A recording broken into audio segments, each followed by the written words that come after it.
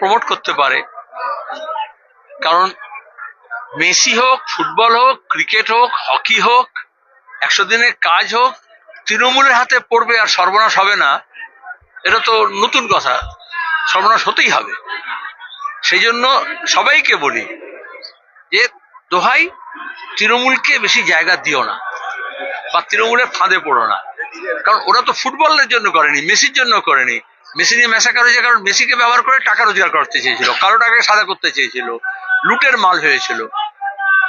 আর অরূপ তো যে, ওকে তো শিক্ষামন্ত্রী করা উচিত এবার, তো উপযুক্ত। কারণ যে ক্রীড়ামন্ত্রী ছিল, ক্রিয়া বানান জানে না, সে ক্রিয়া প্রতিক্রিয়া বলে লেখে।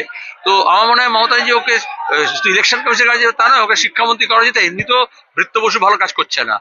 আর টাকা রোজগারের ব্যাপারে যদি পার্থ যদি এক্সাম্পল হয়, তাহলে অরূপ সেটা ভালো হবে। তাছাড়া নায়ক নায়িকা, গায়ক গায়িকা, শিল্পী, এসব নিয়ে কারবার ওদের।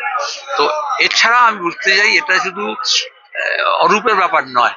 গোটা মন্ত্রিসভায় তুমি বলো যে কোনো ঘটনাকে হ্যান্ডেল করতে পারে, মাসকে, মানুষকে এবং তার দাবি দাওয়াকে পারবে, সম্ভব।